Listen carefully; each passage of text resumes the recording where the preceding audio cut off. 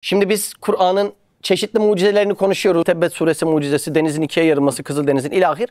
Ama Üstad Hazretleri diyor ki Kur'an'ın asıl geniş manadaki mucizesi beyanındaki mucize. Satırların arasına dalmayı bilsek asıl şok olacağımız meseleler orada. İşte Üstad Hazretleri 25. sözde 1. şulede bir parça almış. Kıllet diye bir mesele. Kıllet ne demek bilir misiniz? Azlık demek. Kıllet diye bir meseleyi almış. Kur'an'ın mucizesini anlatıyor bize. Şimdi Hz. Musa zamanında ne revaçtaydı hatırlıyor musunuz? Sihir, büyü revaçtaydı. Musa peygambere gelen mucizeler ona karşılık oldu. İsa zamanında tıp revaçtaydı. İsa peygambere gelen mucizeler ona karşılık oldu. Efendimiz Aleyhisselatü Vesselam'a gelen dönemdeki neler revaçta olduğuna bir bakalım. 1. Belagat ve fesat. Yani hep edebiyat revaçta. 2. Şiir ve hitabet. Ya şiirle savaş başlatıp savaş sonlandırmak biz hala bunu anlayamıyoruz. Yani Twitter'da birinin bir sözüyle bunun başlayıp sonlandığını düşünün, o mantıktan anca yakalarız. 3. Kahinlik ve gayipten haber vermek. 4. Hadisat-ı maziye ve vakıat-ı kevniyeyi bilmek idi. İlahir. Şimdi Efendimiz Aleyhisselatü Vesselam geldiğinde bunlarla mücadele ediyor. Belagatla, hitabetle mücadele ediyor. Demek ki Kur'an bunların çok çok üstüne çıkabilmesi lazım. İşte bu bahsedeceğim kılletle ilgili bölümde tam da Üstad Hazretleri bunu anlatıyor. Enbiya suresi 46. ayeti söylüyor. Ve le'in messethum nefhatun min azabi rabbik. Hatırladınız mı? Andolsun ki Rabbinin azabından en küçük bir esinti onlara hafifçe dokunacak olsa. Rabbinin azabından en küçük esinti vursa çarpsa değil, dokunacak olsa. İşte sürekli küçültüyor ya. Buna kıllet deniyor. Şimdi siz büyüklüğünüzü böyle küçük bir şeyle gösterirsiniz. Hani büyük bir insansın. Sizi bir pazarlığa çağırıyorlar, ya şu koca binayı alır mısınız?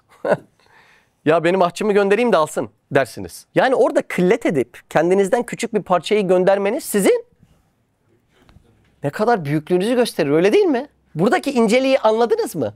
Yani cehennem o kadar dayanılmazı burada anlatmaya çalışacak. Ama mealdeki manayı tekrar söyleyeyim. Andolsun ki Rabbinin azabından en küçük bir esinti onlara hafifçe dokunacak olsa. Meali bu kadar. Kıllet. Ne anladın? Bu kadar anladın. Peki birazdan bunun tefsirinde neyi bahsedecek? Diyecek ki buradaki mucize ayetin bütün kelimeleri cümlenin maksadına hizmet ediyor. Cümle azlık bildiriyor değil mi? Ayetin bütün parçaları da azlık bildirerek cümleye yardım ediyor. Ana konu tamam mı? Okuyalım. Bu cümlede azabı dehşetli göstermek için en azının şiddetli tesirini göstermek ister. Olayı anladınız mı? En azı bile böyleyse. Şimdi dersin yani kendi gücünü göstermek için. Beni kaldırma oraya. Küçük Mahmut sen şuna vur da iş çözülsün dersin mesela. Yani kendinin büyüklüğünü göstermek için en küçüğü kullanırsın. Burada da azabın dehşetini göstermek istiyor. Demek taklili yani azlığı ifade edecek cümlenin bütün heyetleri de bu taklile bakıp ona kuvvet verecek. Zaten mucize bu demiştik değil mi? Cümle neye hizmet ediyorsa bütün parçaları ona hizmet ediyor. İşte leyin lafzı teşkiktir. Şekkillete bakar. Leyin eğer ki demek. Bak eğer ki oraya gelirsem demiş, leyin demiş ama inne dememiş. Yani muhakkak ki dememiş. Burada bir azlık ifadesi var mı? Var değil mi? Hangisi daha korkutucu? Muhakkak oraya gelirsem dersin. Bak eğer oraya gelirsem. Kıllet dediğimiz bu.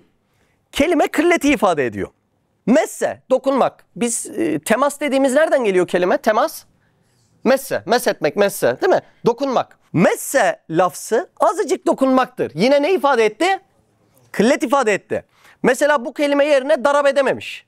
Eğer o ateş sana vurursa, yakarsa, parçalarsa dememiş, dokunursa demiş. Yine kıllete hizmet etti mi? Azlığa hizmet etti. Nefhatün. Nefhatün ne demek? Kokucuk demek. Nefhatün. Bir ufacık esinti, bir kokucuk demek. Lafzı maddesi bir kokucuk olup kılleti ifade ettiği gibi sigası bire delalet eder. Mastar-ı merre tabiri sarfiyesinden biricik demektir. Kılleti ifade eder. Nefatündeki tenmini tenkiri taklili içindir ki o kadar küçük ki bilemiyor demektir. Yani ateş sana gelip tamamen seni hapsetse demiyor. Yani ondan bir esinti sana dokunsa diyor. Bak şimdi inanılmaz bir mesele. Min lafzı Harfi cer. Tebiz içindir ki bir parça demektir. Kılleti ifade eder. Min ne demek Arapçada? Dandan demek. Bana pastayı getir. Hepsini getirir misin? Hepsini. Bana pastadan getir. Parçasını getirsin. Yani o azap var ya, o azap. Az önce bahsettiğimiz kılletle azalta gittiğimiz ondan da bir parçacık. Allah Allah. İnanılır gibi değil ya. Azabin lafzı nekal, ikaba nispeden hafif bir ceza verir ki kıllete işaret eder. Rabbike lafzı. Bak çok enteresan. Çok ilginç. Ayette Rabbike de değil mi? Ne demek oluyor? Rabbin. Kahhar, cebbar, müntakime bedel. Bunları kullanabilir miydi ayet? Kullanabilirdi. Hatta azap yeri insan değil mi? Ya bunlar ama onu kullanmamış. Onların içerisinden bunlar celali isimler. En cemali ismi kullanıp Rab demiş. Kahhar dememiş. Görüyor musun olayı? Yine şefkati ihsas etmekle kılleti işaret ediyor. Ne enteresan ya. İşte bu kadar kılletteki, kıllet ne demekti? Azlıktaki bir parça azap böyle tesirli ise bir parçası böyle. İkab-ı ilahi ne kadar dehşetli olur. Kıyas edebilirsiniz diye ifade eder. Yani bundan kurtulmaya çalışırken bir de büyüğünü düşün. İşte bu cümlede küçük heyetler nasıl birbirine bakıp yardım eder? Ettiler mi? Her kelime cümlenin tamamına hitap etti. Böyle bir Türkçe cümle kurabilir misin? Maksadı külliye her biri kendi lisanıyla takviye eder. Şu misal bir derece lafz ve maksada bakar ilahir. Şimdi bütün cümlenin manasına bak ve kelimelerin cümle manasına hizmet etmesine bak. Hadi buyurun mealle bunu okuyalım da anlayalım. Hadi. Mümkün mü? Mealle böyle bir kılletin manası mümkün mü? Bu arada insana aşık ediyor değil mi? Kur'an'ın belagatı değil mi? Allah Allah. Nasıl mesele? Yusuf abi hangi meal bize bunu verir? Şaşkınlık içinde dinledik değil mi? Nasıl yani?